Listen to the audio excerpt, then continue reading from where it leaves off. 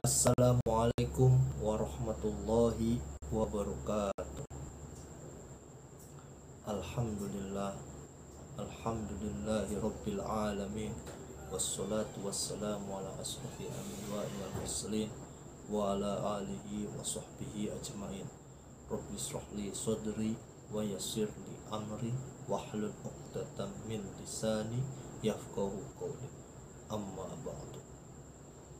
Yang terhormat Bapak Kepala Sekolah SMP 199 Jakarta, Bapak Dr. Andes Heri Wiharto MPD. Yang terhormat para pimpinan serta staf dan karyawan SMP 199 Jakarta. Yang terhormat Bapak dan Ibu guru SMP 199 Jakarta yang tidak bisa saya sebutkan satu persatu, tetapi tidak mengurangi rasa hormat saya. Dan yang saya banggakan dan saya cintai, anak-anakku, siswa-siswi SMP 199 Jakarta, khususnya anak-anak siswa-siswi kelas 7 dan kelas 8.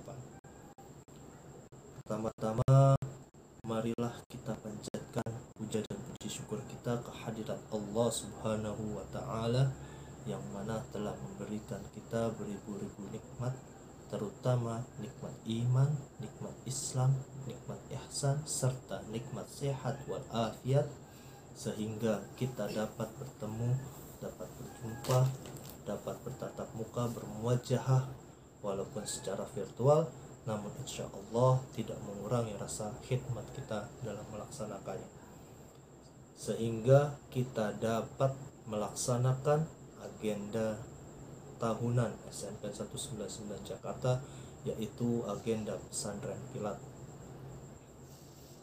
Sholawat dan salam mari kita haturkan kehadirat junjungan Nabi besar kita, Nabi Muhammad Sallallahu Alaihi Wasallam, yang mana telah membawa kita dari zaman kegelapan sehingga zaman terang benderang seperti ini. Baik anak-anakku semua sekalian, pembahasan atau materi pertama kita kali ini ialah materi tentang puasa. Apa itu puasa? Puasa mempunyai dua makna atau dua arti, yaitu makna secara bahasa, makna secara istilah.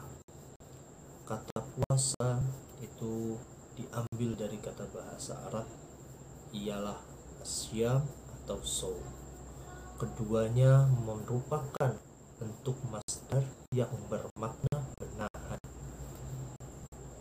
Sedangkan puasa secara istilah yang artinya ialah menahan diri sepanjang hari dari terbitnya matahari sampai terbenamnya matahari dengan niat tertentu, menahan dari segala sesuatu yang menyebabkan batalnya puasa.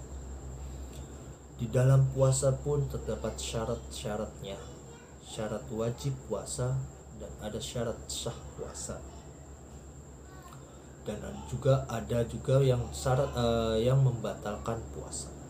Pertama, syarat wajib puasa ialah harus Islam, mukallaf.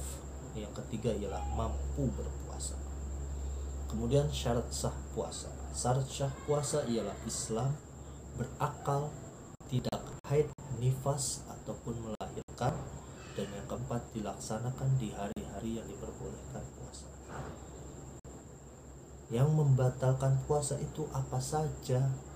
Yang membatalkan puasa, pertama, memasukkan segala sesuatu ke dalam lubang tubuh dengan sengaja.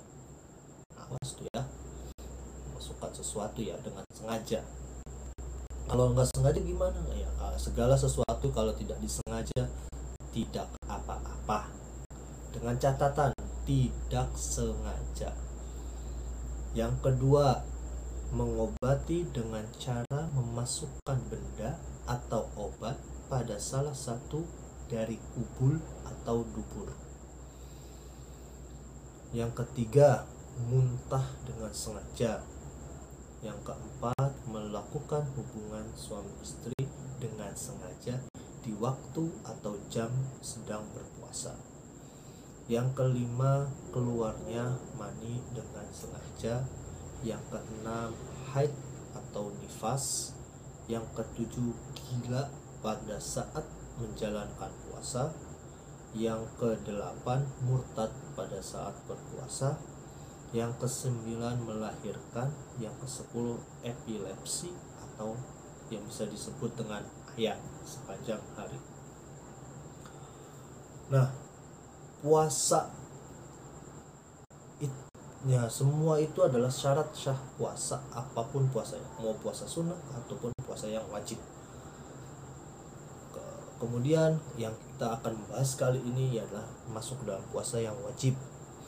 Puasa wajib itu ada puasa qadha, ada puasa kifarat, ada puasa Ramadan, ada puasa nazar. Keempat ini puasanya wajib hukumnya. Cuman pada pembahasan kali ini yang akan dibahas ialah tentang puasa Ramadan dengan segala tingkatan-tingkatan puasa Ramadan. Orang puasa Ramadan hukumnya wajib bagi seluruh muslim yang memenuhi syarat untuk melakukannya. Kewajiban puasa Ramadan itu terdapat di dalam Al-Quran yang berbunyi Bismillahirrahmanirrahim. Ya ayyuhalladzina amanu kutiba alaikumusiyam kama kutiba alal ladzina min qablikum la'allakum tattaqun. Shadaqallahul azim. Yang artinya, wahai orang-orang yang beriman, berpuasalah kalian seperti puasanya orang-orang terdahulu agar kalian semua bertakwa. Itu puasa wajib, sudah ada di dalam Al-Quran. Perintahnya langsung dari Allah, wajib ada di dalam Al-Quran. Kemudian tingkatan-tingkatan puasa Ramadan. Awas nih ya, puasa Ramadan itu mempunyai tingkatan-tingkatan. Ada tingkatannya. Apa aja tingkatannya? Menurut Imam Al-Ghazali, ada tingkatan orang-orang yang berpuasa. Coba nanti setelah disebutkan tingkatannya, kita koreksi, kita introspeksi diri kita, ke dalam tingkatan mana kita puasanya, masuk ke golongan mana nih puasanya. Apakah golongan pertama atau ke golongan yang kedua atau ke golongan yang ketiga. Kita introspeksi, kalau memang dirasa puasa kita kurang, berarti waktunya kita untuk memperbaiki diri kita. Oke, pertama kita bahas dulu 3 tingkatan tersebut. Menurut Imam Ghazali ada 3 tingkatan. Tingkatan yang pertama ialah puasanya orang awam. Apa itu puasa orang awam, Pak? Puasa orang awam ialah dia berpuasa hanya sekedar menahan dari hal-hal yang membatalkan puasa, tetapi tidak menahan dari hal-hal yang menggugurkan pahala puasa. Kira-kira dari sini kita sudah masuk ke golongan ini atau bukan? Ya, yang tahu hanya diri kita, dan yang tahu juga hanya diri kita dan Allah. Makanya perlu introspeksi. Kita masuk ke golongan ini bukan ya? Nah, puasa orang awam ini pun Nabi pun pernah bersabda yang berbunyi, artinya ialah banyak orang yang berpuasa hanya dapat lapar dan dahaganya saja. Masya Allah. Tuh. Ini nih puasanya orang awam. Orang yang awam tuh hanya dapat lapar dan dahaganya saja. Karena apa? Karena dia atau mereka hanya puasa hanya sekedar menahan dari hal-hal yang membatalkan puasa, tetapi tidak menahan dari hal-hal yang menggugurkan pahala puasa. Apa saja hal-hal yang dapat menggugurkan pahala puasa? Ya, hal-hal yang menggugurkan pahala puasa itu ada 5. Yang pertama, berdusta berbohong ya, atau ya berdusta atau berbohong, menyampaikan informasi tidak berdasarkan fakta. Awas nih, suka bohong ya, jangan sampai kita masuk. Ini kalau udah berdusta atau berbohong ketika bulan puasa ya, ini mengurangi pahala puasa kita. Misalkan ditanyain, udah ngirim tugas belum? Jawabnya sudah, padahal belum. Nah ini ya, awas nih. Yang kedua, setelah berdusta, yang kedua yang dapat menggugurkan pahala puasa itu ialah ghibah, atau ya bahasa gampangnya sih gosip. Menggosip atau membicarakan kejelekan orang lain. Ini nih, awas nih, yang suka gosip makanya menghindari. Daripada gosip, mending baca sholawat, mending baca istighfar, mending baca Quran, nah kan. Atau daripada ngegosip membantu orang tua, itu lebih bermanfaat, lebih berfaedah, ya kan. Nah yang ketiga setelah ghibah ialah adu domba atau fitnah. Nah, ini zaman sekarang nih, awas nih, hoak nih, awas, jangan suka, awas, hati-hati ya. Banyak orang-orang yang menyebarkan hoak. Kalau kita adu domba atau memfitnah, nah, itu termasuk bisa menggugurkan pahala puasa. Yang keempat, memandang dengan syahwat. Ini nih yang keempat nih, yang sering bahaya juga. Semuanya bahaya. Memandang dengan syahwat, awas, jangan sangka memandang opa-opa Korea itu tidak dosa, awas. Atau yang cowok-cowok juga sama, awas ya. Memandang dengan syahwat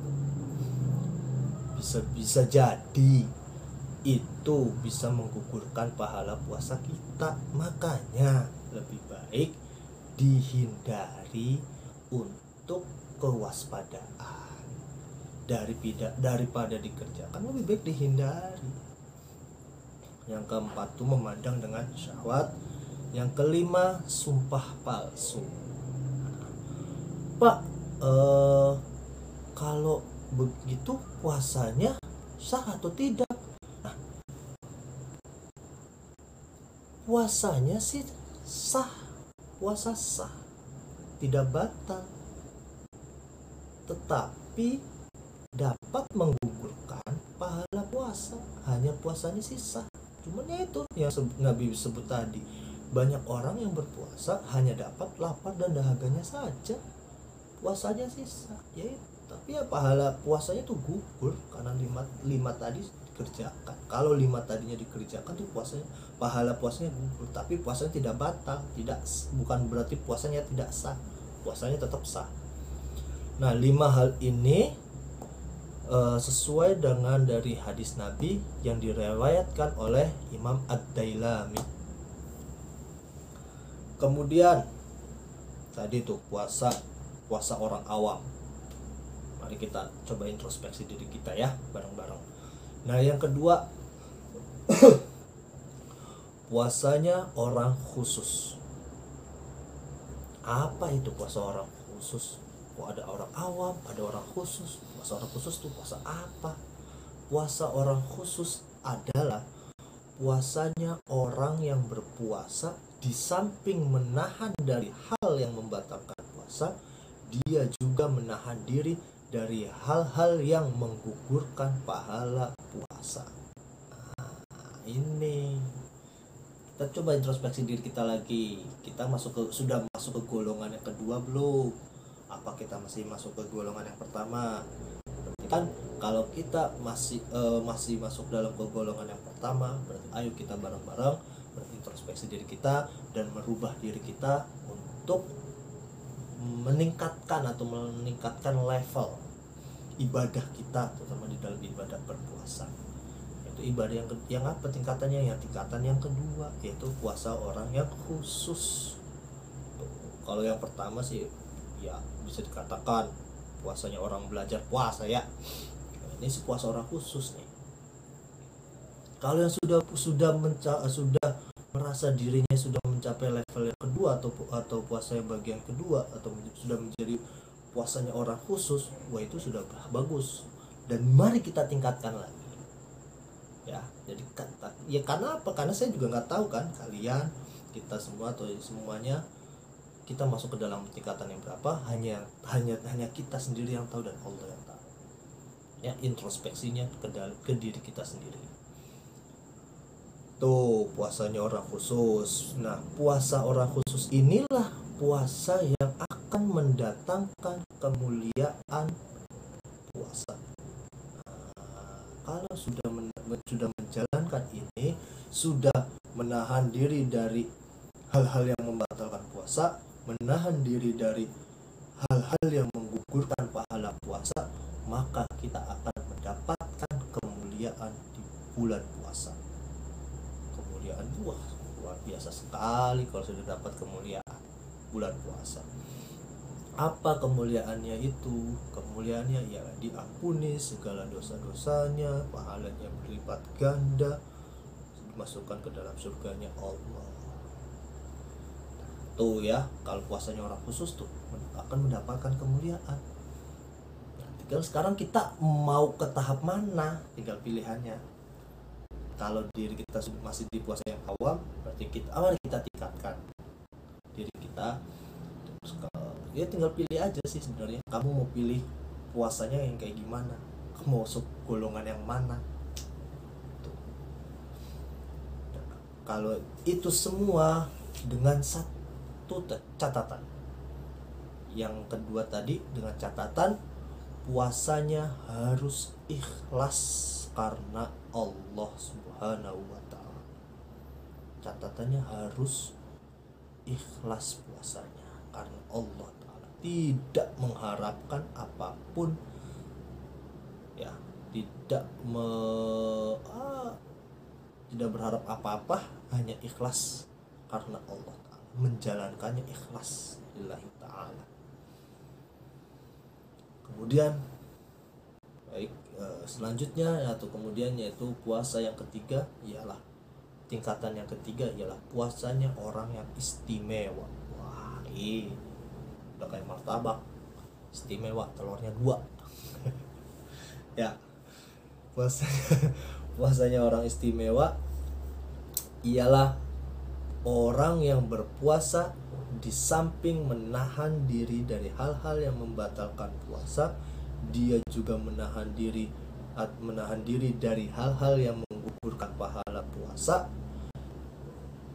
Lalu dia juga dalam melaksanakan puasa hatinya banyak ingat Allah, bahkan hatinya selalu ingat Allah. Mungkin kalau orang kayak kita sih hatinya masih banyak ingat Allah ya, tapi kalau untuk selalu ingat Allah itu tingkatannya Rasul, dan tingkatannya para aulia. Kalau kita sudah masuk ke selalu ingat Allah, itu tingkatannya sudah masuk ke dalam itu, banyak ingat Allah. Sebenarnya selama puasa selain yang orang istimewa itu ya, hatinya tuh selalu banyak ingat Allah. Wah, di samping menahan dari hal-hal yang membatalkan puasa, dia juga tidak melakukan perkara yang menggugurkan puasa seperti berdusta, tidak ghibah, tidak adu domba, tidak memandang dengan syahwat, memandang lawan jenis dengan syahwat, tidak sumpah palsu. Hatinya banyak ingat Allah. Orang yang istimewa puasanya itu hatinya selalu ingat Allah. Dengan apa? Selalu baca Al-Quran, membantu orang tua salah satunya, terus membaca sholawat. Hatinya tuh selalu ingat Allah, melakukan apapun banyak ingat Allah. Belajar, mari kita belajar bareng-bareng, menanamkan diri kita untuk terus belajar, untuk banyak terus ingat sama Allah. Karena Allah di dalam firman-Nya, fadhkuruni adzkurkum, barang siapa yang ingat kepadaku maka aku akan ingat kepadamu. sudah ngomong seperti itu. Kalau kamu ingat saya akan ingat kamu. Jaminan itu. Allah sudah ngomong seperti itu. Oh, kalau udah ya segala sesuatu kalau sudah dekat dengan Allah sih tidak ada yang tidak mungkin. Kalau sudah dekat dengan Allah, kamu kalau sudah dekat sama Allah, minta gunung jadi emas pun ya akan dikasih. Artinya tuh sampai saking dekatnya tuh bisa seperti itu. Kalau tingkatnya kamu sudah dekat dengan Allah, mau apapun juga Allah, kalau sudah dekat sama Allah, hatinya tidak akan merasa gelisah, tidak akan takut, tenang, adem, santai, tidak takut apa-apa kalau hatinya banyak ingat Allah. Tuh ya anak-anak, itulah tingkatan-tingkatan orang yang berpuasa. Ada 3 tingkatan. Kita ulang lagi ya. 3 tingkatan. Pertama adalah puasanya orang awam, yang kedua adalah puasanya orang khusus, yang ketiga puasanya orang yang istimewa. Nah, mari kita introspeksi diri kita. Tahun ini kita sudah masuk ke dalam tingkatan yang mana? Kalau ngerasa diri kita masih di tingkatan yang pertama, berarti setelah kalian menonton video ini, berarti mari setelah melihat video ini, berarti kalau masih di tingkatan pertama, mari kita introspeksi dan merubah diri kita, membenahi diri kita sehingga kita dapat meningkatkan tingkat puasa kita ke tahap atau level yang selanjutnya.